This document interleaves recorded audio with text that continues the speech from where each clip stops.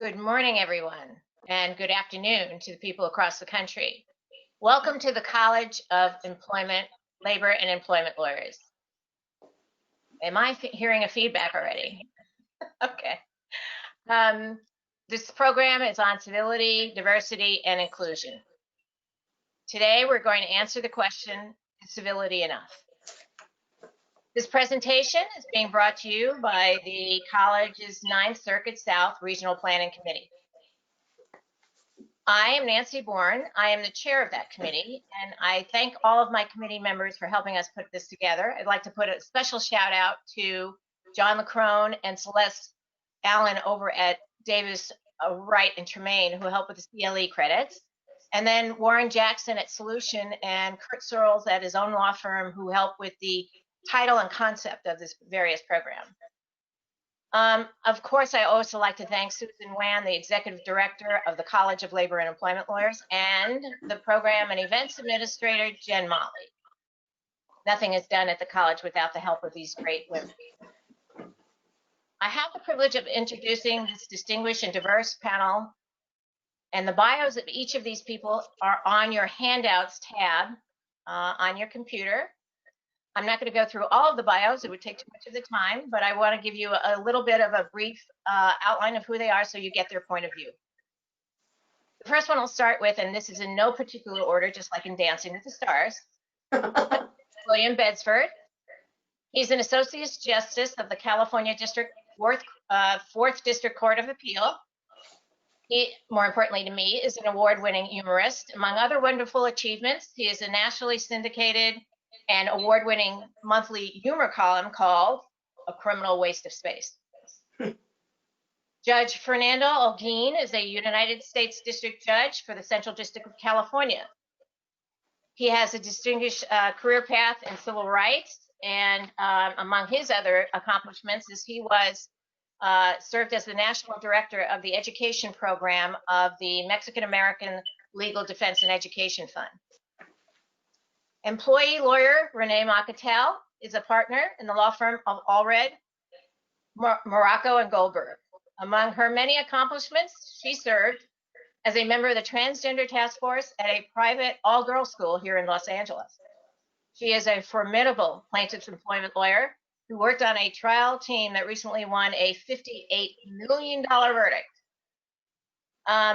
More importantly, I think, he's a 5-day retiring champ on the $25,000 pyramid. These are important to know.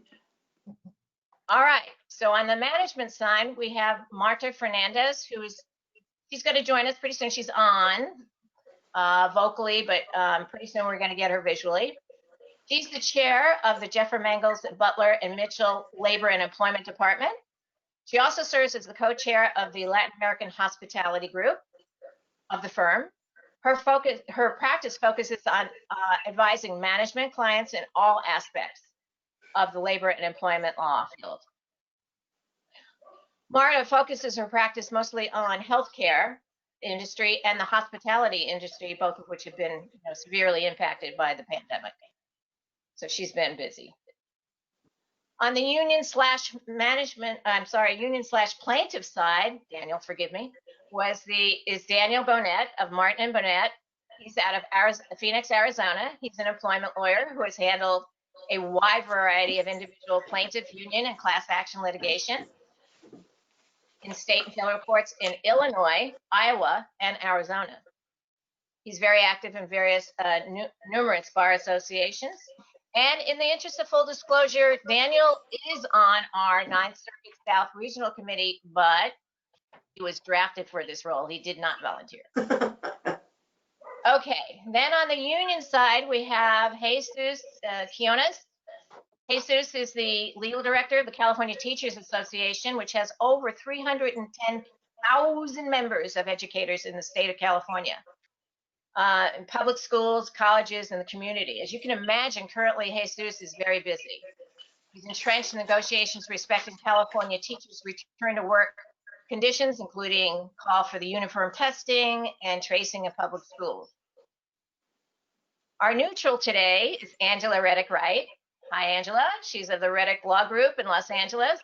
She's an employment and labor law mediator, arbitrator, and workplace and Title IX investigator. Among other career highlights, she has served as the diversity and inclusion compliance manager for a multi-billion-dollar project at LAX.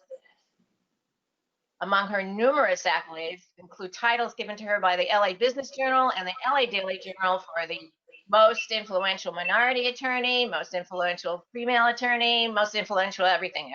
Right. Okay.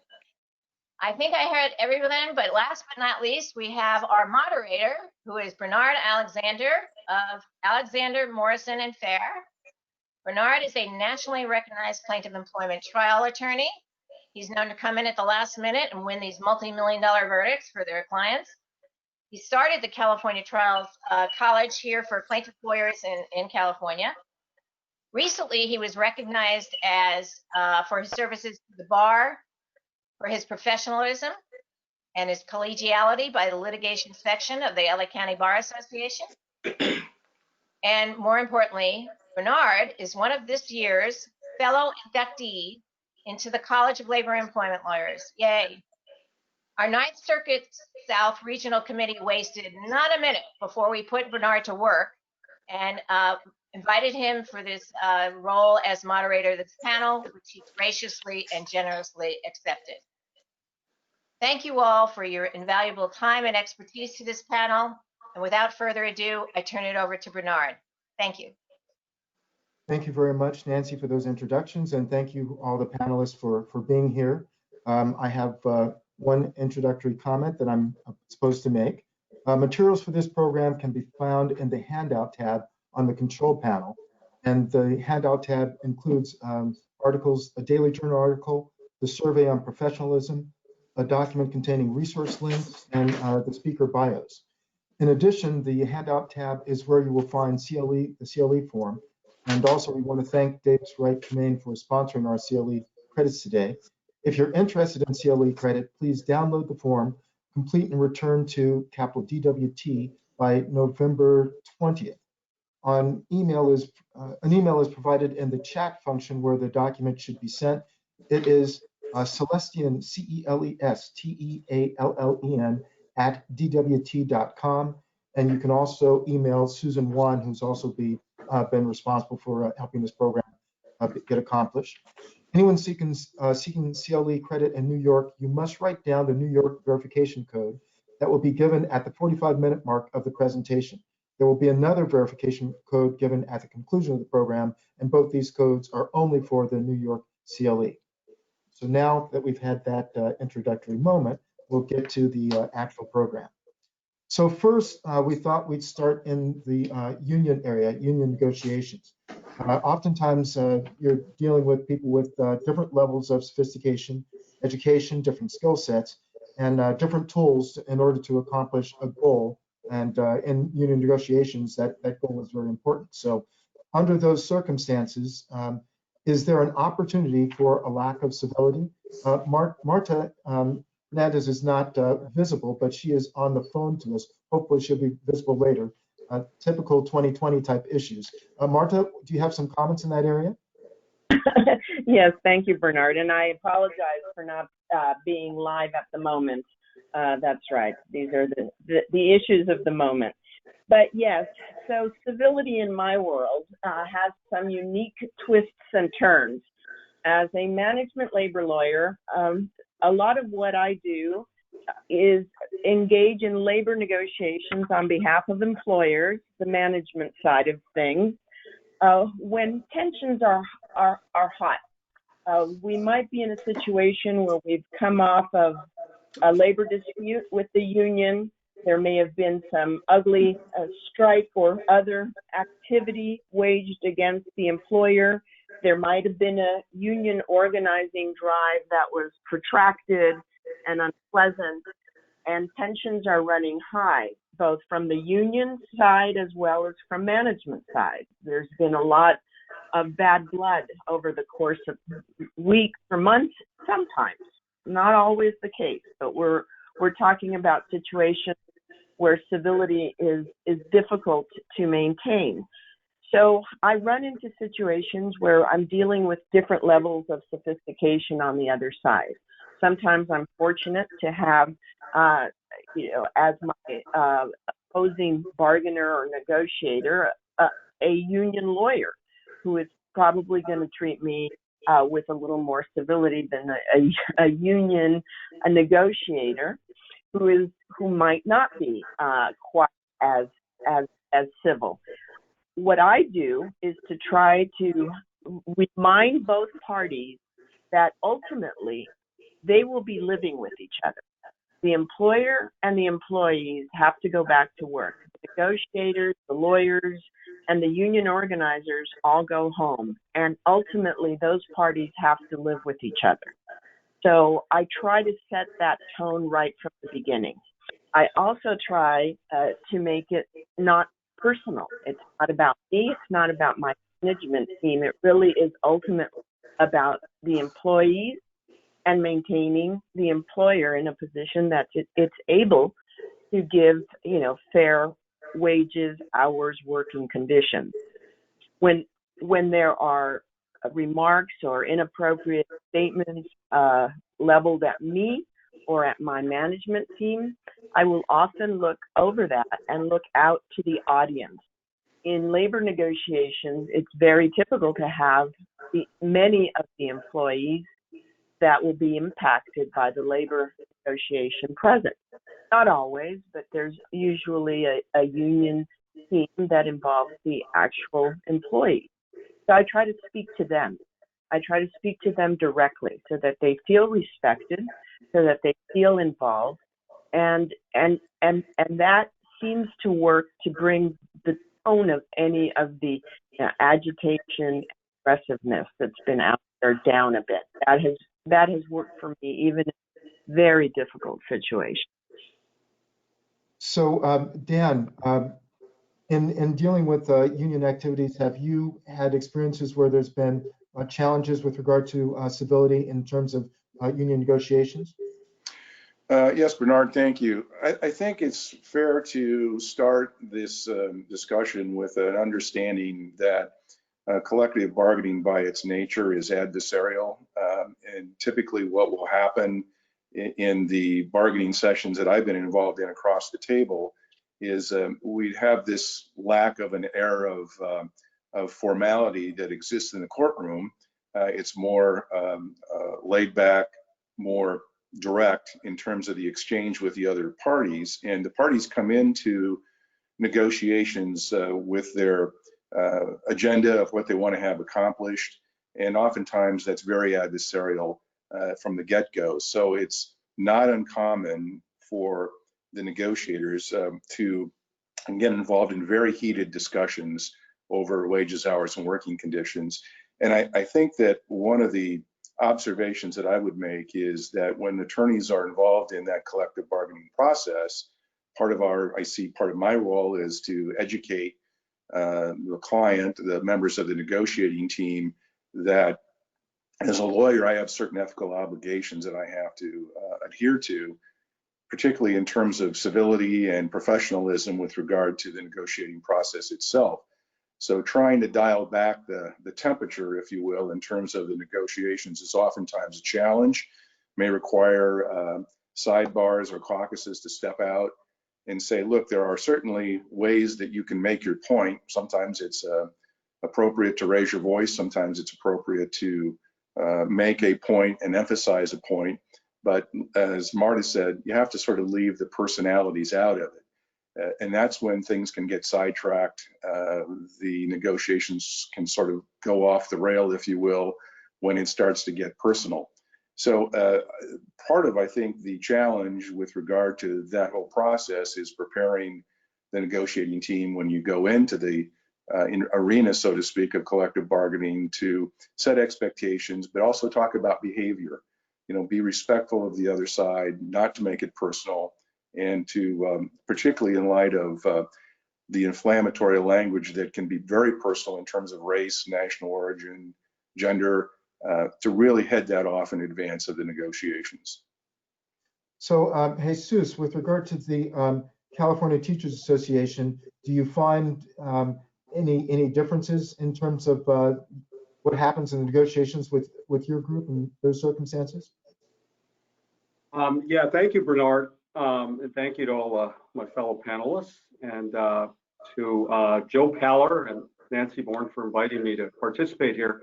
You know, I very much appreciate what Dan and Marta have said, particularly with respect to the fact that negotiations, they're adversarial, but they're also in the reality where people do have to learn to live together and work together on a daily basis. As Marta said, the lawyers get to leave and go home and to their to whatever world they live in daily and go move on to other clients. But the employer and their employees have to figure out how to get along with each other. We also have situations where it's really essential that there be planning about what are the really hot topics that people are facing that are going to heat up an upcoming negotiation. What are the issues of you know, these days there are issues of racial justice. There are issues of health and safety that we haven't seen before in a long, long time. And if there isn't a certain level of sophistication and education on both sides about those issues, it's very likely to fall apart. Regrettably, there's sometimes a lack of understanding on both sides of what exactly is going on with respect to some of those hot button issues, that creates problems. You know, I recently had to advise a chapter in Northern California who had a professional staff person who was bargaining. There wasn't a lawyer on the union side, but there was a lawyer on the management side. And they were negotiating over restoring some pay cuts. Employees over a period of 10 years had taken 8% in salary cuts. And during a critical time in negotiations over restoring those salary cuts, the union representative pounded his fists on the table, called an employer proposal bullshit, and said he couldn't believe the lack of morality in the employer's proposal, and that the union wanted to take a break. They were done with the employer for now. The management side got up and walked out, and as they were walking out, the union representative, in response to a comment, I won't characterize the comment, but from the management lawyer, said, "When have you ever had to take a pay cut?" And that sort of hit at a personal level, and the management lawyer said, "Do you want to take it outside?" And everybody sort of froze, and there was a lot of tension. He walked out, came back in a minute or two, and directing his attention to the union rep again, said, "Do you want to take it outside?" Fortunately, the union representative didn't respond. Things calmed down, but it got escalated by the sending of letters, which asked the union to cease and desist from intimidation and threats. And you know, I realized that the best thing to do was to send a letter that, you know, we don't think there were intimidation and threats. It was unfortunate.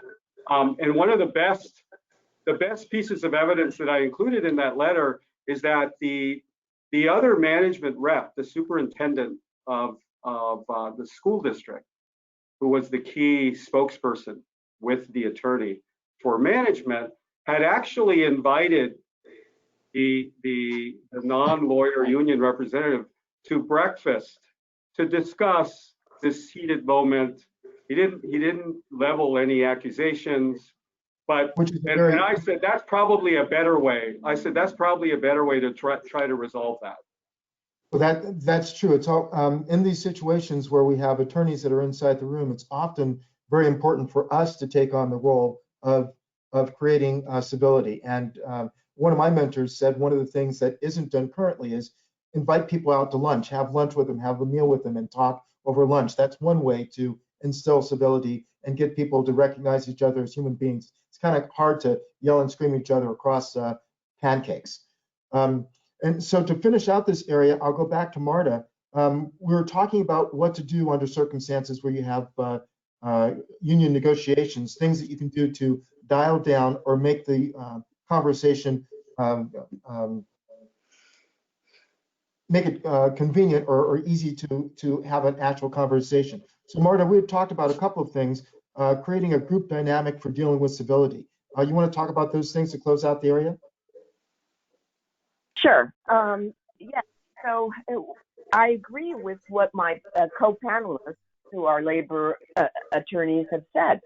You take it out of the personal and you make it a little bit, more about the issues that are being discussed. And also, I like what Dan said earlier. Most of the deals that I have been able to cut, and done well is when we've had the one-on-one conversations with the lawyer or the negotiator, not the one that Jesus described of let's take it outside, but more along the lines of what Bernard discussed, which is let's go to lunch and have a conversation about issues that really matter to you and that really matter to management. And, that personal interaction in my world and in the 30 years that I've done this has gone a very long way. And I can tell you that I'm really proud of the fact that I have people around the country who are union negotiators, presidents of unions that have been asked, we've sparred with or really gotten into very difficult situations with, where we have our cell phones. We share our cell phones. They can call me. I have the president of Unite HERE in Washington. He put me down as a reference for his kid in California. I mean, I take that as really a high honor, which means that I'm able to engage in a very, personal, direct, respectful discussion. That takes some years, but the value of that is remarkable. Well, I just want to echo some of the things to close out the area. In addition, having a good group dynamic, having ground rules on the front end, kind of an agenda, a proposal of how people speak, trying to have a positive dialogue, and listening to other people. The personal touch really does help. If people feel like they're being heard, hopefully that helps with the civility. Which is a good transition point, because we're going to talk now about circumstances under mediations. In mediations, Angela, you are dealing with both sides, the plaintiff side, the defense side, and the clients inside that forum. Can you tell me, do you have opportunities to have to deal with a lack of civility, and how do you go about that at times? Thank you, Bernard, and thank you to the committee for inviting me to be a part. It's such an honor to be with this distinguished group of panelists. And this is a topic I am so passionate about. So I could talk about it all day long, and appreciate the comments before from our union counsel. So first, one of the documents that I submitted for consideration for today is the guidelines for litigation conduct from the American Bar Association. So I definitely encourage everyone on the line to take a look at those. They are borrowed from and built upon the model of standards of professional conduct from the United States Courts of Appeal for the Seventh Circuit. And in kind of reading the introductory remarks of those guidelines, it reminds me of what's important about this discussion today. And I'll add to that, that I know we can't see your faces, but I know in part we're preaching to the choir because for all of you to be members of the College of Labor and Employment, you had to meet a certain standards of being, respected litigants. So we're preaching to the choir. So I think a big part of this discussion is reminding those of us who've been practicing for many, many years now, and now are mentoring others and training others, reminding us of our duty to pass these principles on to those individuals. And as we get discouraged by the process, to also remind us of the oath that we all took to be civil and to be respectful in whether we're litigating or mediating or what have you. But it's that in the models, it says that much of this is aspirational. So it's really reminding us, encouraging us as counsel to be a part of elevating the tenor of the practice around civility. And it also reminds us that the most fulfilling part of being lawyers, when we all get to the end and we look back, that we really want to look back and say, wow, our profession, that as a part of our profession, part of the reward of it was the integrity of the profession and being respected for being someone who was civil. There's a quote that says, civility is the mark of an accomplished and superb professional, but it is more even than this. It is in the end and in itself. Civility has deep roots in the idea of respect for the individual. So definitely encourage you all to look at those model codes as we continue this discussion. But to your specific question, Bernard, yes, I am seeing incivility all day long in the mediation conference rooms and the Zoom conference rooms. And there are about 4 disturbing trends that I'm seeing. One is an abhorrence for the ADR process as a whole. It seems that, as ADR has become a big part of what we do, that I would say, half and half of the people that I see saying, okay, we got to go to mediation, we got to go to arbitration. It's like drudgery. Like it's reached a point, unfortunately, where people don't see it as a valuable part of the process. And I would say we as mediators and arbitrators are a big part of that. Many of us may have lost our zest and our zeal for the process and really upholding a great process. So I think in part, the view that counsel has towards the process is dictated by how we as mediators and arbitrators have managed the process.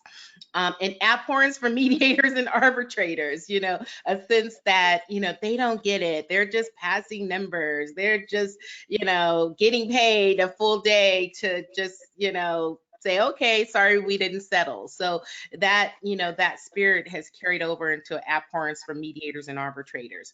I'm also seeing a lack of understanding for the mediation and arbitration process. Of course, we know in principle, mediation arbitration is ADR, it's about dispute resolution. But I think there's an expectation for mediators and arbitrators that we're somehow going to be advocates during the process, that we're going to pick one side or the other, and we're going to march in the room and tell the other side how wrong they are. Although all of us were advocates at some point or judges, that is not our role now that we're mediators and arbitrators. We are neutrals. We have been trained to see both sides and to help both sides try to get to a place where they believe that resolution is possible on that specific day. So there are 3 processes that we're trained in: facilitative, evaluative, and transformative. And at any point in a given day, we're going to use one of those processes to try to get you to a place of resolution. So as counsel, understanding that no, we're not advocates, no, we're not going to go preach to the other side, that we're going to use one of those processes or a combination of them to try to get you to a place of resolution. And then disrespect during the process. As I said, for example, I want you to go and march in and tell them how bad they are and how wrong they are, or speaking ill of counsel or their clients. That's a disrespect for the process. An unwillingness. I know in California, You know, it's total anti-open session. Get that? Nobody wants to start with an open session, but an unwillingness at any point in the process to like, hey, let's join with the counsel in the other room and just say hello or talk through an issue, very much like you described in terms of going to lunch. I am seeing an increasing unwillingness not to even engage the counsel in the other room, or if we're meeting in person, make sure we don't get on the elevator at the same time. You know, to me, that's not a good reflection of who we are as lawyers and as counsel. And those are trends that I would like to see a change in. And certainly when I'm mediating and arbitrating, I try to manage the process in a way that dials down those trends that we're seeing. So let me just ask. I think in all states, to be able to become an attorney, you have to take an oath. And I think in order to be in, certainly for state court, there's an oath, and for federal court, there's an oath, there's an expectation. Justice Bedsworth, do you find that some people have forgotten that they've actually taken an oath that agrees that they will be civil in terms of prosecuting their cases and getting them to the end? We had such a problem with it in California that in 2014, we changed our oath. Our oath now requires a lawyer to pledge to practice with courtesy, dignity, and integrity. And that courtesy function is one that we are relying on to a great extent in our courts. It's a very dynamic time in California for civility law. We had a 2019 case in which $1 million default judgment was thrown out because the attorney acted without civility. It's an unusual situation. Practitioners not in California will find it of limited value because it's based on a statute in California. But it was a little appreciated and largely overlooked statute.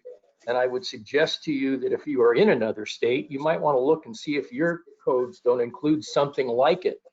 In California, we have Code of Civil Procedure 583.130. Now, anytime you get a number like 583.130, you know you're dealing with the granular level of statutory interpretation. But it says it is the policy of the state that a plaintiff shall proceed with reasonable diligence in the prosecution of an action, and here's the important part, but that all parties shall cooperate in bringing the action to trial or other disposition. And our court said, the policy of the state is that you shall cooperate. That is easy language. We wouldn't have to define that for a jury. They know what cooperation is. You didn't cooperate. You violated the policy of the state. Your judgment is reversed. That's getting a lot of play. Trial court judges are pleased that they've now got a weapon that they can use. If you're in California, you've got 583.130 and the jurisprudence that's coming down after it. If you're out of the state, I still think we've got a lot of cases in California. In the last 5 years or so, we have been very diligent in developing published opinions to give judges more clout. We'll talk about that more later on. But the oath, it was cited in that case that reversed the opinion, and the California Task Force on Civility, a state bar force on which I'm a member, is now trying to find a way to apply that 2014 oath to all the attorneys who were brought into the bar beforehand. Make them sign on to the same kind of oath. So if you're uncertain, wherever you are in the country, and I know for many of you, you're in places where California is negative litmus, but you may want to look to California jurisprudence for cases that you can cite to your judge. So Judge Olguin, there is an oath inside of federal court, and certainly a different atmosphere. Do you have any opportunities to deal with civility inside your courtroom, or the lack thereof? Well, I do, but You know, less so now that I am as a district judge. When I was a magistrate judge for 11 years, and during that time, one area of cases that magistrate judges deal with is discovery motions, and boy, did I see a lot of incivility in those motions. And but now as a district judge, you know, particularly the last few years, because we're down so many judges, many of us take a lot of the motions under submission. The trials, well, of course, we haven't had trials, and I don't know how long it's been. But generally speaking, most judges spell out the decorum and what they expect in their standing orders. And generally speaking, you don't really see that as a judge. I don't really see it very often in court.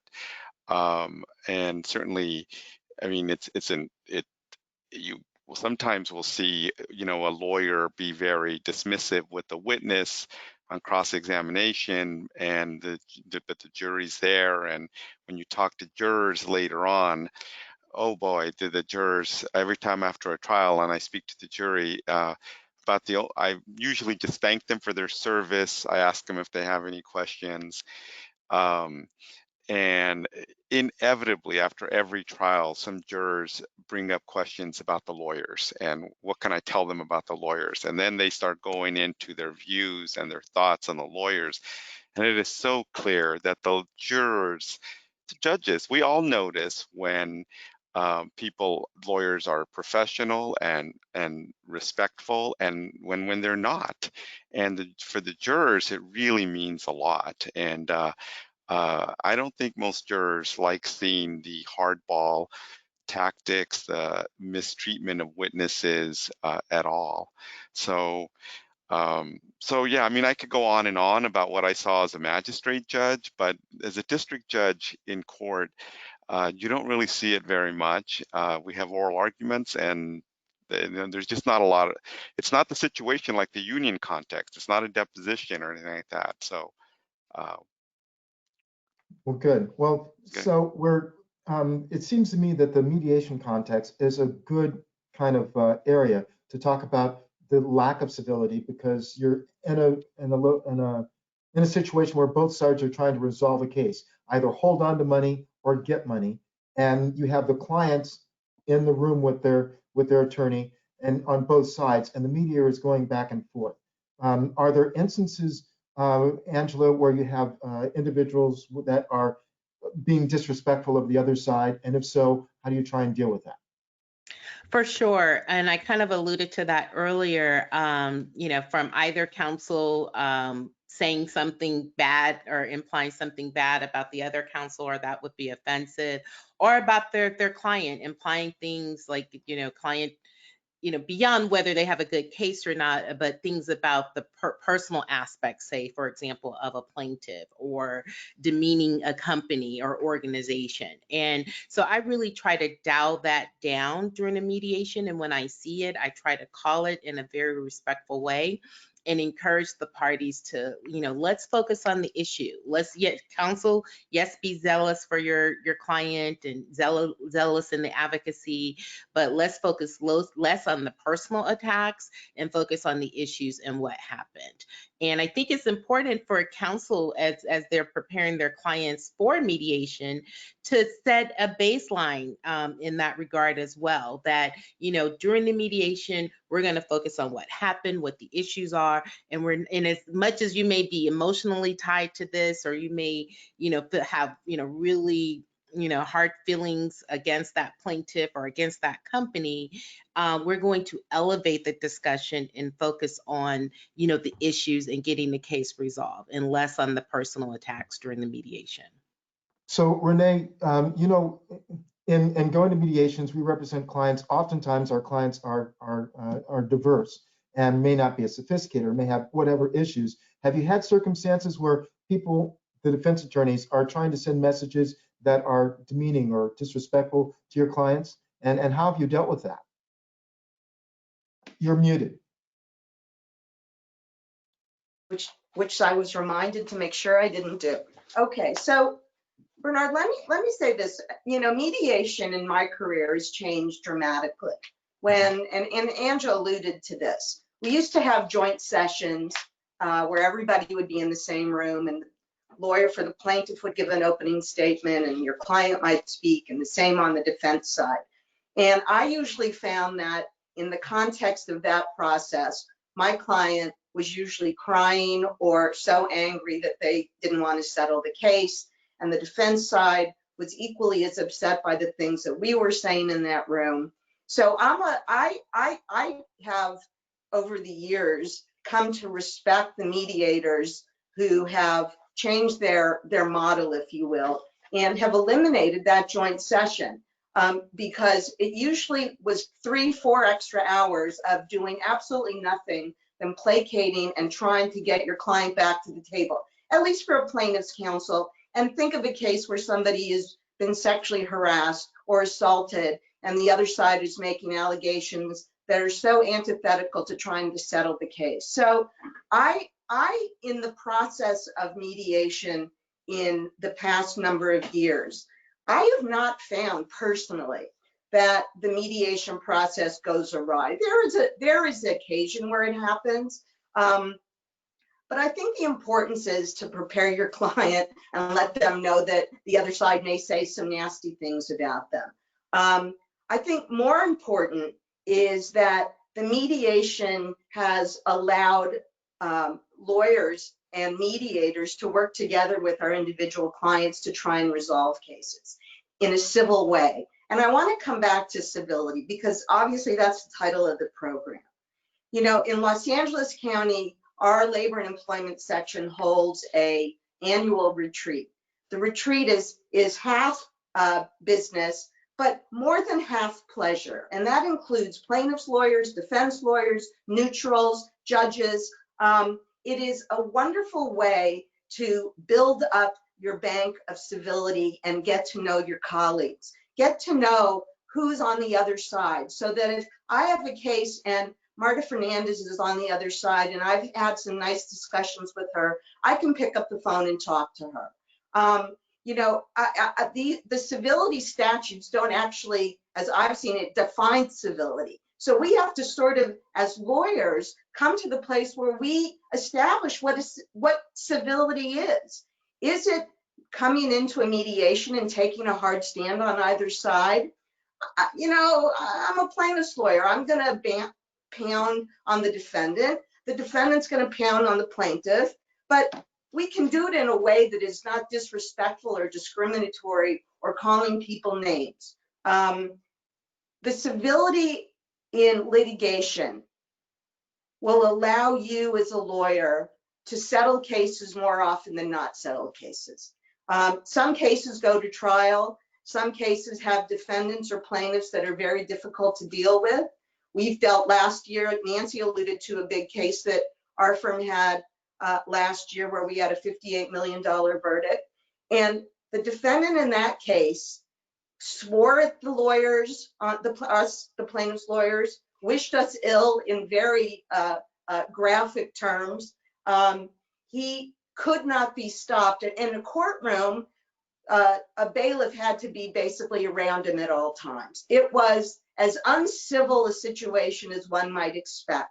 And the judge in our case, Michelle Court, handled it in a way that was professional and respectful of all the lawyers and of the jurors, because as the judges were saying, the jurors are observing a lot of this in the courtroom and want to know what the heck's going on. I have found that building relationships with your opposing counsel, with defense lawyers, with mediators, can only help your client in the long run. So I'm in favor. I love mediation. I'm surprised people behave badly, although I know it happens. But we use mediation, at least in our firm, as a tool for our clients to get a fair and just resolution with mediators like Angela. Well, let me interrupt this message to our session for a message. To receive New York CLE credit for today's session, please verify attendance by writing down the following verification code in the appropriate field of the remote attendance form. And that number is 549-861. 549-861. So to just follow up, Renee, back in the old days, when there were no mediators, you'd have an MSC and the judges were overwhelmed. There'd be 20 cases in the hallway and the attorneys would spend 2 minutes with the judge and, Right. 2 hours in the hallway. And during that 2 hours, you'd have to try and negotiate the resolution yourself. And so, a year and a half into the case, if you had had communications with the defense attorney and the plaintiff attorney and you'd gotten along, it's so much easier to have that conversation out in the hallway. But if Right. you hadn't gotten along, you were still stuck in the hallway for an hour and a half. And so at some point, if you want to resolve the case, you had to have a discussion. And so I think that is still true now. Being able to have discussions among each other and maintain civility is absolutely essential and certainly helpful to the process. So let's move on to another subtopic area, deposition antics. Oftentimes in deposition, we have attorneys that engage in antics that are the antithesis of what's going to make things civil. And Marta, I believe that you had a circumstance where one of the associates inside of your firm had to deal with that type of circumstance. Could you describe that? Yes, we've all, I think, have been in depositions where we believe the other side is being uncivil. And in my day, I've had some very harsh words thrown my way, and I probably have thrown some harsh words the other way. But unfortunately, I should say fortunately, I'd never had a situation where somebody was physically or aggressive in a deposition. And I had one of my younger associates who is not a wilting violet by any means. In fact, she's a pretty tough litigator and out like 6 years. So she'd been experienced, and she was in a situation with a particularly tall gentleman who was on the other side of the deposition table. And in the course of the deposition, he actually got up and came over to her side of the table, and she immediately stood up and kind of backed away, and he kept walking right up to her, hovering over her in her space, to the point where she said, this is highly inappropriate, and we're leaving if you don't sit down. And this guy was basically making fun of her, like, oh, are you afraid? I'm not going to do anything to you. And very, very, made her very uncomfortable, used his size, used his gender, to intimidate her.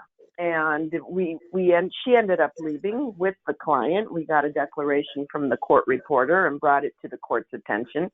Unfortunately, in that case, the court really didn't do very much. Other than to say, don't do it again. And so, those sorts of situations, yes, are not, she fortunately did not engage verbally with him other than to request that he sit down and that they be able to continue. She made her record, if you will, in front of the court reporter so that she was able to obtain a declaration subsequently from the court reporter as to what she had witnessed in that room. So yeah, these are situations that happen, from time to time. But that kind of situation is truly crossing the line. Marta, let me just interject for 1 second. We have a case pending in our court, and because it's pending in our court, I can't say anything about how it's going to turn out. But I can tell you this: we had an attorney who went to a mandatory settlement conference and later admitted that his tactic was to be overbearing and bullying and overwhelm the other side. The other side complained. And while I can't tell you yet how this case is going to turn out because I don't know, I can tell you that attorney has now had to defend himself in a contempt hearing and appeal from that contempt hearing. And that is a lot of time and money he has had to spend because the statute requires that he make a good faith effort to settle the case. And the trial court held that you can't, with that approach, be making a good faith effort. Can I just say something too? Please. Just that, you know, it's very tough for the judges to deal with these kinds of motions. Most judges will tell you that they're, you know, we don't like these motions, but it is really critical, I think. And when I was a magistrate judge, I always felt it was my duty to sort through all those exhibits and the letters and the emails, because if you spent the time, you could figure out what really happened. I never hesitated to impose sanctions. And I understand from the lawyer's standpoint how frustrating it must be, because usually the other side will muddy up the record enough that it's not really clear to the judge who did what. And what I can just say is you have to be very careful, make your record as clear and concise as possible, because you know, I think that there are tools there for judges to sanction attorneys who are acting without civility or who are unprofessional. And I think that as judges, we have an obligation to do that. And I've done it far too many times than I wanted to, and many times I'll do it sua sponte, when even when the other side doesn't raise it. But just wanted to note that for the lawyers out there that are listening, to be very thorough, very careful in setting up your record, and also check your emails, because in the old days, we all keep saying that, we used to write letters and you had to print it out, look at it.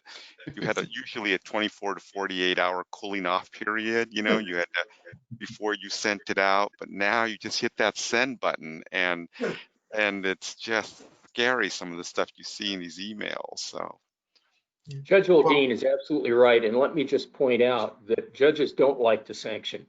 It's frankly an admission of failure on our part to produce attorneys who can do the things right.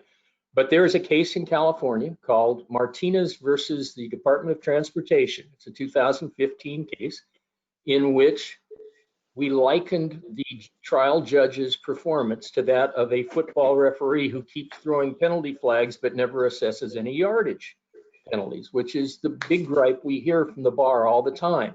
The judges won't back me up. Look up Martinez versus Department of Transportation and stick it in your pocket for when you run into that problem, and show the court that this is a case where the judge got reversed for not imposing any kind of sanctions.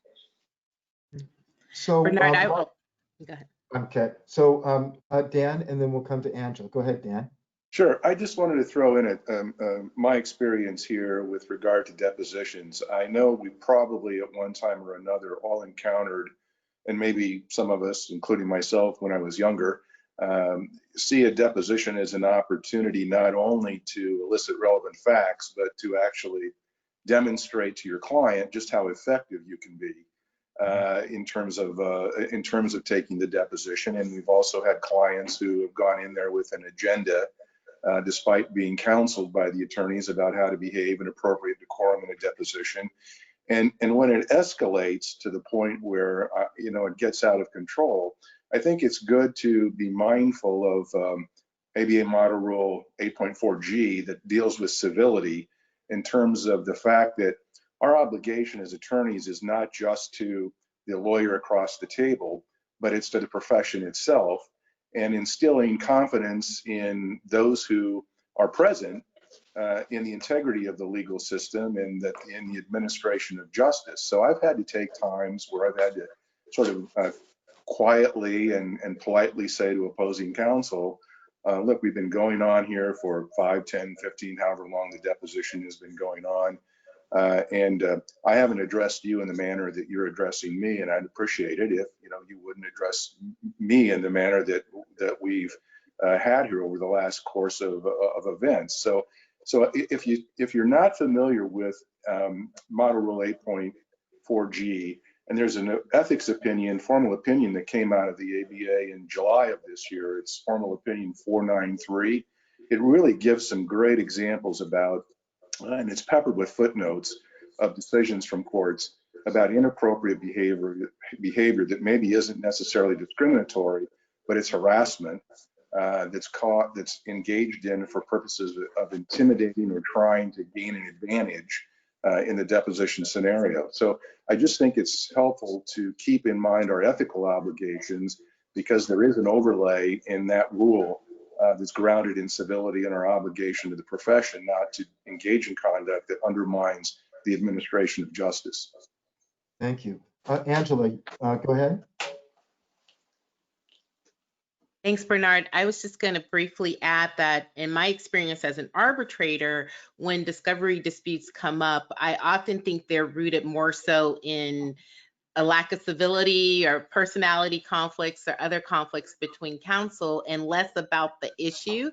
Is usually an issue that if they met and conferred or had a more effective meet and confer process, that they could resolve. So I find myself as an arbitrator really trying to comb through, is this a personality, civility issue, or is this a true, issue of law that there's a legitimate dispute? And when I find that it's the first, I encourage counsel, I say, the arbitration process is about being streamlined and managing resources. Is this really how you want to use me as your arbitrator? Or is this an issue that if you guys go back, you meet and confer, you can work this out? I think you can work it out. So let's give it another go. And if you can't, I'm happy to have you brief the issue. I always say that. I say, happy to have you brief it, and I will make a ruling on it. But I'm not sure that this is the most effective use of our time and could get us quickly to an arbitration hearing, which is the real goal here, to get to arbitration as quickly as possible with a process that is fair and that respects both sides. So with regard to discovery issues, it is the bane of our existence. We need information. Discovery is how we get to it. And if you're on the defense side and having done defense work, the way you win is to not give the information away. So the thing is, when you go to court, judges hate discovery because it's a battle between. And so the question is, when someone is engaging in bad conduct, what is the best way to get that information before the court and not end up being thrown into the pot? Because judges don't want to make oftentimes a decision that this person was wrong or that. They'd rather just get to the meat of it without typically insulting or hurting anyone's feelings. And the problem is, when we're filing a motion, we're filing it because we haven't gotten the cooperation we need. Is there a best practice way of bringing issues of non-civility to the court? I'll start with you, Judge Olguin. Sorry, let me unmute myself there. I think kind of more or less along the lines of what I was saying earlier, that you just need to be very careful and very precise in terms of what your record is, and just be very matter of fact. Don't get personal. Just describe what happened, attach the exhibits, whether it's the email or whether it's the deposition transcript, and just do it as best you can. Because I think there are many times where you're just going to have to file that motion. And I just think that there's nothing you can do to get around it. I mean, nowadays, a lot of magistrate judges, I know, and I started to do this my last few years, is they get the lawyers on the phone and they try to work things out on the phone. And another thing too that I saw lawyers do on their own, particularly in these bet the company cases, but I ordered it a lot as a magistrate judge, and I even do it now on motions. If I find there's no effort at a really good faith meet and confer, I will order it that they do it again with the court reporter, and then I'll read the transcript, and then I'll bring them in and then kind of rail them and stuff they said on the transcript. And it's very interesting what they say, because then they reveal their true colors. They forget that the court reporter is there, and then when you're ruling on something, it actually makes it a little bit easier, because now you really see what's going on when they have this transcript, when everything's on. But other than that, and just comply strictly with the rules. But I would try reaching out to the judge first ahead of time. They'll have you maybe submit a 2 or 3 page letter, and then see if you can take care of it that way. Because I know that the discovery motions, particularly in the Central District in California, are very difficult to do. They're very cumbersome. I know lawyers hate our local rule on discovery motions. It is probably one of the most hated rules in the country. I've heard lawyers from across the country who don't like it. Well, I won't take this opportunity to talk about that. Justice Bedsworth, I'll just echo what Judge Olguin said. We have a case in California called DeRose versus Hurlin, DE versus HEURLIN. In that case, the attorney called opposing counsel a diminutive shit in a letter. And I talked to the attorney who received that letter, and I said, "What did you do?" And he said, "Well, first I did my happy dance for 30 seconds because the guy had just handed me the most powerful weapon he could have given me. Then I wrote the most well-reasoned and quiet response I could think of. And then I held on to his letter until I needed it. And then when the judge asked me why I hadn't done something, I said, well, when I try to work with counsel, I get responses like this." He said, "I did not lose another request in that case after that judge saw that letter. I think I could have asked for a 3-hour recess to communicate with the spirit world, and he would have given it to me. This is a tremendous weapon for you." So when Judge Olguin says respond in a measured and factual way, do it. Even no matter how bad the violation is, show the contrast between yourself being measured and reasonable and opposing counsel being the opposite. So we've been talking mostly about interactions between attorneys and interactions between clients and indirectly with attorneys. There are some instances where judges are not as civil as we'd like them to be, and we're faced with dealing with that. I have an instance where I was present inside of a courtroom where a judge was dealing with his calendar, and there was a man who was standing at the table who everything had gone in his favor, and he railed against the judge, and the judge's response was, "Boy, I wonder how you have treated me if I'd have denied your motion." And then I had a colleague of mine who was female and a person of color who got up at the table and was making an argument in front of the judge, and the judge stopped her and said, "Don't roll your eyes at me. How dare you? It's not going to change the outcome." And to me, sitting in the audience, it was a clear distinction between how the male white attorney at the table was treated and this woman who was a very good attorney, excellent attorney, was being treated. And so the question is, when dealing with your judges who are not civil, who are not treating people with the same respect across the table, how is it best practices to address that type of conduct with a judge? I'll start with you, Justice Bedsworth, since you're here. You're probably familiar. A lot of you probably know Michelle Reinglass. Michelle Reinglass was putting on a trial in front of a judge who it wasn't that he was sexist. It was that the opposing counsel was an old friend of his. And when opposing counsel began tossing softball setup lines to the judge for jokes, the judge just couldn't resist. And he began making fun of Ms. Reinglass's case, essentially. In fact, at one point, he asked one of her witnesses, the defense counsel asked one of the witnesses, if she had made up this story after watching a Twilight Zone episode. And the witness was a little taken aback. Michelle, of course, objected. And while the judge was ruling on the objection, opposing counsel began humming the Twilight Zone theme song. And Michelle's objections, again, met with only laughter by the judge. The judge ended up resigning. The Commission on Judicial Performance took him off the bench. They said, we cannot put up with the kind of favoritism of a male attorney that you showed in that case. Regardless of what your intention was, this was the end of a long line of problems with this judge, and they removed him. So there are points at which the judges go too far, but you can only deal with what you have before you. I always tell people, spend a little time talking to the judge's staff before you begin. If the judge's staff treats you badly, then you can't expect the judge to treat you well. So be prepared for that kind of problem when you get into the courtroom. I agree that it's been really important to get to know the judge's staff, and I think when you're faced with that situation, I think it's just very important to make a record.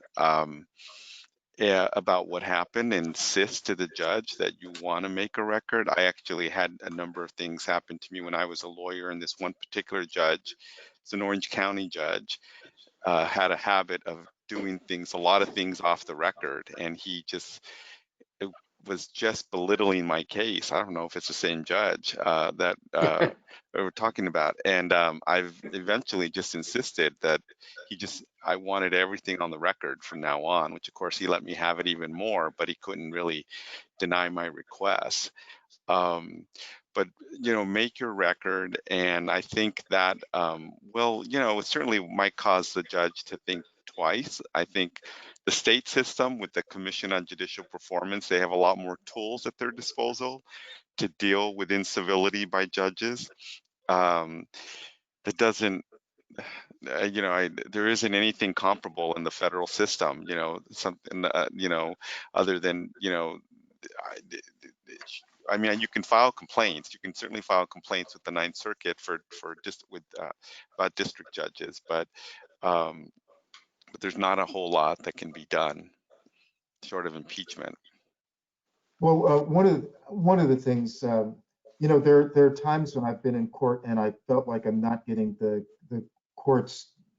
I'm not getting a balanced approach to either evidence that's not coming in or witnesses or things like that. And I've tried to go off the record and, outside the presence of the jury at least, and said to the court on the record that I felt, and tried to identify specific instances of differences of treatment, and ask the court, Your Honor, I ask that you, take that in consideration, because it has occurred, a couple of times, and I'm going to have to make a record in front of the jury, because it just seems like my client's not getting a fair trial, and I can't just sit by and let it occur. The judge has not been happy about it, but certainly using the words, I'm going to have to make a record, has gotten the judge's attention, not necessarily better conduct, but what can you do? I have a question I'm going to pose. How has COVID-19 and virtual mediation, negotiation, arbitration, and trials changed the civility aspect of these proceedings, if at all? In other words, has COVID-19 had some adverse effect on civility in terms of having to use vehicles like Zoom or go to a meeting or what have you in order to communicate and keep the wheels of justice moving forward? Dan, has it affected you in any way? It really hasn't. Most of those that I've been engaged in, I haven't experienced a major difference. Usually there's pre-mediation exchanges that I've had with opposing counsel and the mediator, and we felt our way along.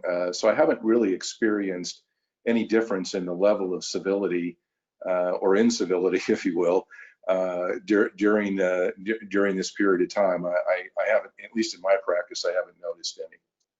Marta, we haven't forgotten about you. How about you? Have you experienced any differences, any obstacles associated with COVID-19?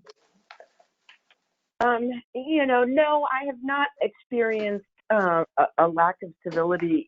In fact, maybe to the contrary, there is, because the screen is so close, you feel that the person is really, right there. And I think that there is a little bit more face-to-face interaction, believe it or not, because of the screen situation. That makes it harder for somebody, I think, to be rude or inappropriate, especially if somebody is being, watching someone at their home. There's something a little bit more intimate about that, I think, that makes people perhaps have more personal conversations. I don't like the aspect of mediation and arbitration as how it has impacted testimony. I was in a deposition yesterday where it was very clear to me, we were deposing a witness, my partner and I. My partner was asking the questions and I was sitting next to him in our office.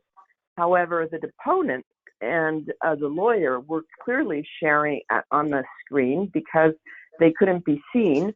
were sharing notes. She was reading from another screen, making, that whole process really, it was very frustrating because when we would call the witness out on that, she denied it, and the lawyer denied it, but it was pretty clear to us that that was what was going on. So unfortunately, that's a very negative aspect of what we're seeing. Oh, that is Bernard? unfortunate. Can I just, I just wanted to piggyback on what Marta just said in speaking to that issue of what's going on in the other room during a deposition if you're not there. In talking to the company Veritex, who does a lot of the video depositions, they will do things it's very interesting to keep things on a more even keel so it's not so frustrating. They will open their offices so you can have the deponent go in, and they'll actually have videos in that room so you can see what's going on. And I think that maintains a little bit more of a level playing field for the lawyers and on both sides for that matter during the deposition process. At the beginning of depositions, I've asked questions like, is there anything else? Do you have any devices? Can you put your device on the side? Can you do those things? And get a commitment under oath from the witness. That way the witness is not just answering. And if it turns out that they have lied about that, then perhaps lie about other things. So I found that to be helpful. Yeah. So we're dealing with civility and diversity as well. So Judge Ogwin, we had talked about there being big personalities inside the Central District and people being intimidated and sometimes coming into federal court. And not I by know me, that, though. not by me. People, I mean, on the plaintiff side, it's a welcome to have you on the wheel when we get to your courtroom. But sometimes we end up in other courtrooms, and I'll say, for example, Judge Carter. He can be an intimidating force, but I've been president of the courtroom where people have shown up who are not familiar with this courtroom, and he has a very good bedside manner in terms of telling people what he expects of them inside the courtroom. And sometimes that can be a good thing. Have you had instances where people have shown up in your courtroom, been a fish out of water, and done things that have been below the decorum that's expected in federal court and had to assist them? A little, yes. Sometimes in dressed very casually, for example. But that stuff I think seems to bother more my staff than it does me. But and a lot of the federal judges expect everyone to stand up when they speak and to go to the podium. And again, I am not too much of a stickler about that kind of stuff. I just want to know what's going on.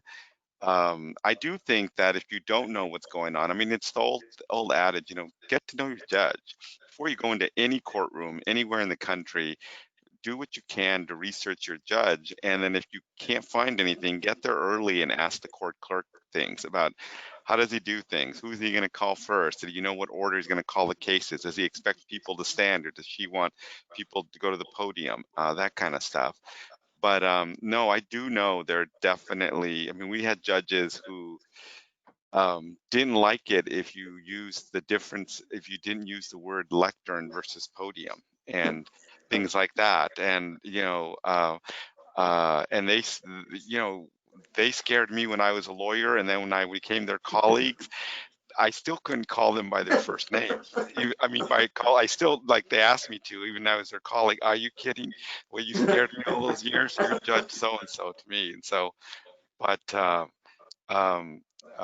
yeah, reach out, email the clerks. A lot of courtroom deputies now will be very responsive to emails. Email ahead of time if you have any questions about a particular judge and his or her proceedings and how they handle things. So a lot of times the issues that we have in terms of civility are driven by our clients. Our clients have expectations, and it's our job to address those. So Jesus, with regard to your clients, I'm sure periodically you have clients that are high strung and are pushing and have expectations. How do you deal with issues when your clients have this expectation that you're going to come in banging the table and you've got a more diplomatic approach? Yeah, that could be a problem sometimes. Hopefully I will have a good enough relationship where I can say to them that that's not going to be helpful, or where they will understand that some off-the-record discussions with management counsel between the two of us, that doesn't include the bargaining team, sometimes are going to break through on some issues. And over the years, I've been able to do that in a good way, and my clients are okay with that. But oftentimes, they'll think that I'm as privileged as the privileged management lawyer, and we're all working against them.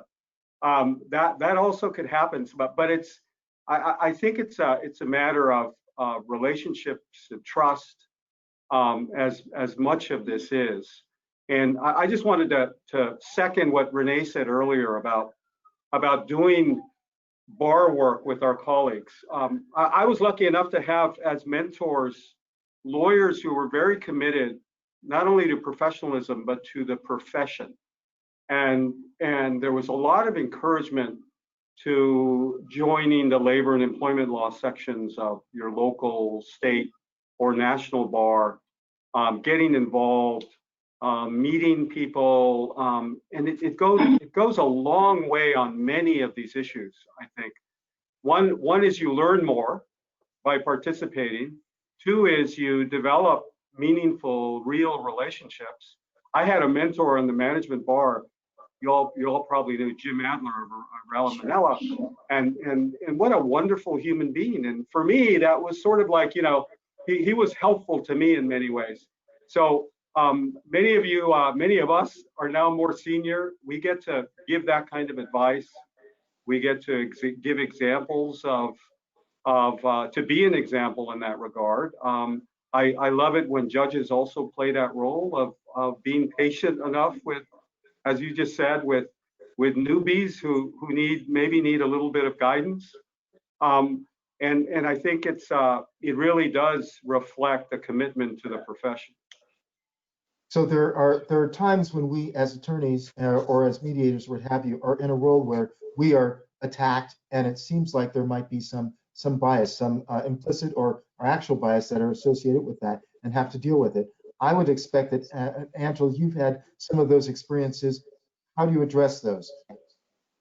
Thank you, Bernard. I was just on the last question. I was going to add, as a mediator, I always do a pre-mediation call with counsel separately, just to find out more about the dynamics of the case or any sensitivities. And one of the issues that can arise is if a lawyer is having an issue with their client in terms of client control or client expectations, in terms of how zealous the lawyer will be. I ask the lawyers to clue me into that, because sometimes they want me as the mediator to help manage that situation, because the lawyer, gets the mediation process and they want the case, they want a good process, but they acknowledge that their client may be a little challenging.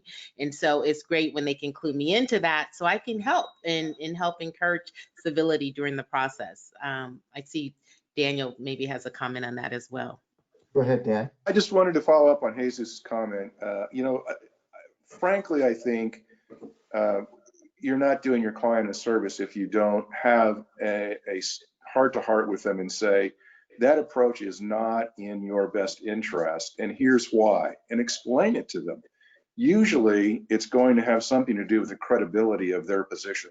You're going to undermine your own credibility if you continue to advocate for this position or take this position.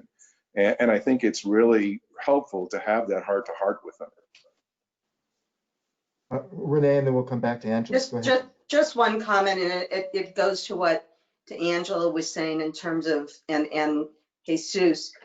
Years and years ago, when I did family law, there was a judge who was presiding judge in family law in Los Angeles, Stephen Lax at the time. And his courtroom was huge, and there was always a lot of commotion going on. And I'll never forget the day, I was a young lawyer, when he said from the bench to a full courtroom, to the lawyer who was talking to him, in words, basically, do not take on the personality of your client. That you are the person to maintain some degree of of maturity, if you will. And in family law, the clients are going through a lot, and they're very, just like employment matters. It's a very volatile time in somebody's life. So it's good, as Dan was saying, for the lawyer to maintain that sense of who's actually in charge of the case. It might be the client's case, but the client isn't the lawyer, and the client shouldn't be driving the bad conduct in a deposition, in a courtroom, or in any other fashion. Before I come back to you, Angela, let me let Marta. Marta, I remember you having comments about clients controlling or not controlling the process. Right. Well, I have a rule that the client does not control the process. I mean, obviously, in terms of civility, or in terms certainly of picking and choosing how the approach with the opposing counsel will be. We've also have a rule in our firm that, if we ever have a client who says they do not want to work, and we did have this situation where they don't want to work with somebody, not because of their skill level or quality of work, but because we suspect it has to do with their gender or race or national origin. We have actually said to clients, I'm sorry, we cannot, comply with your request. We think it's inappropriate. I once had somebody say that to me, that they would rather work with, they'd come to a quote Jewish firm to work with a Jewish lawyer. And my partners all backed me up that, had been a highly inappropriate remark. And we said we could not work, with them with that kind of attitude. So yes, I mean, these are unfortunately, topics that have to be addressed directly, I think, more particularly now than ever. Thank you. So Angela, I will come back to you. So the question again is about. The question had been dealing with, as opposed to dealing with other people, when people don't treat you with the respect that you would expect them to treat you. I think our comment had been asking yourself, when people are not treating you with the respect you expect as an arbitrator, would they be treating someone else if they were different than you the same way? No, I definitely feel that way at times, that if I were not a woman of color or male or what have you, would whatever I'm experiencing at the moment be happening. But, for me, it's important that I don't lose my cool and that I still treat the others with respect and maintain the civility of the process. But I think that, the question for all of us, is acknowledging, one, that we all have biases, no matter who we are and where we come from, but being willing to sort of own and check our biases at the door, no matter what role we're playing: mediator, arbitrator, counsel, advocate, etc.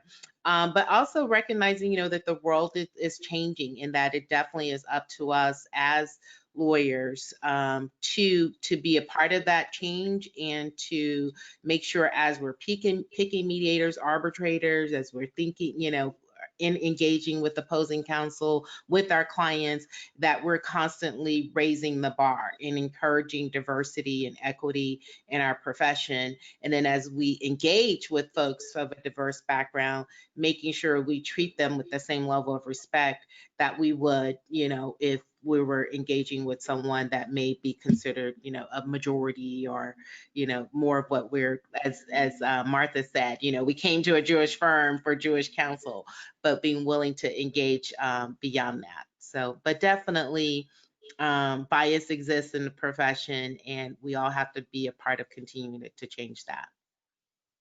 Well, one of the things, Judge Oakland, you raised the issue of it being so easy to write out an email and send it out, and instantaneously you've made your point. And sometimes you've thrown a hand grenade into the other room. I've always found that that sometimes when I get this ridiculously bad email, picking up the phone and calling them up can be helpful, if I'm calm enough to do that after I've gotten this, or waiting, waiting an hour before I respond to the email.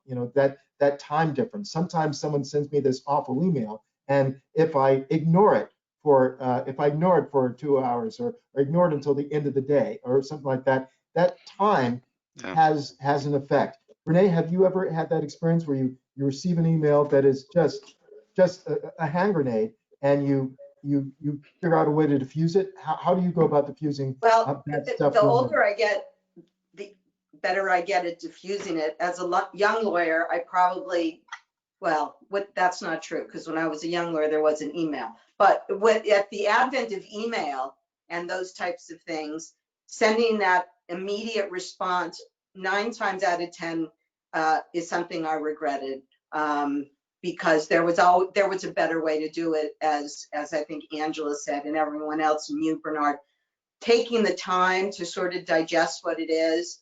I still will write. I won't put the person's email address. I'll write what I am feeling, and then won't push send, because there's nowhere to send it to. Half the time I'm going to edit it and make it much more professional. That would be something that I wouldn't mind being attached to his declaration or her declaration. But half the time I just delete it, and I feel better having written it out.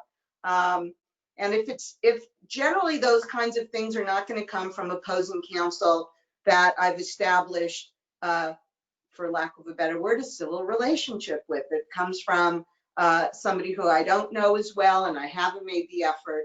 So I think as lawyers who've been doing this a long time, making the effort to establish those relationships will only benefit your client, and ultimately only benefit the manner in which the litigation is conducted. So we only have a couple minutes left. Justice Bedsworth, you have a wry sense of humor, or so it's said. So do you find that humor does help to dilute issues with regard to non-civility? Sometimes, appropriately used. It's always difficult in a courtroom. Right. On that point, let me hijack 30 seconds to read to you from one of our published decisions. Our profession is rife with cynicism, awash in incivility. Lawyers and judges of our generation spend a great deal of time lamenting the loss of a golden age when lawyers treated each other with respect and courtesy. It is time to stop talking about the problem and act on it. For decades, our profession has given lip service to civility. All we have gotten from it is tired lips. We have reluctantly concluded lips cannot do the job. In this case, teeth are required. In this case, those teeth will be in the form of sanctions. We are loath in any way that would seem to encourage courts to impose sanctions for mistakes or missteps. But for serious and significant departures from the standard of practice, for departures such as dishonesty and bullying, such steps are necessary. We will step onto the slippery slope and trust our colleagues on the trial court bench to tread carefully along with us. It is time to make clear that there is a price to be paid for cynical practices. If this be quixotic, so be it. Rocinante is saddled up, and we are prepared to tilt at this windmill for as long as it takes. That's where we are in California. Wow, that's good. Well, I will say that with regard to the court, Judge Alguin, you were talking about juries. Juries punish you when you are unfair with witnesses, unfair with anyone. And so it's that decorum, it's instantaneous. The jury in a good case will punish you, and it will become a bad case. And in terms of our practices, with defense attorneys, when I was a defense attorney, I used to say I couldn't understand why the plaintiff was beating up on me, because I'm the one who's going to recommend that the carrier spend money. So to have a good relationship with me is good for business. And on the plaintiff side, now that I've been on the plaintiff side for years, I always try and maintain a good relationship with the defense attorney, because they're the ones that are going to recommend to their client, or they're the ones who has delivered bad news. Or with a mediator, it's good to be on a good relationship with the mediator, because they're the ones that are going into the other room. So civility always works out. It's always beneficial. And I have a case with one person now. Later on down the road, it will be with that person again. So civility is always a good thing. I want to thank everyone for participating in the panel. I want to apologize, Marta, for your not being able to be with us visually, but I appreciate your contribution, and hopefully everyone has enjoyed the panel. Let me just say that if you're in New York, you need to put in this code 327990, 327990, so that you can get your CLE credit. Thank you to everyone for being on the panel, and Thank have a good Saturday, good weekend. Thank you, Bernard. Bye-bye. Thank you. All right. Thank you, Bernard. Take care.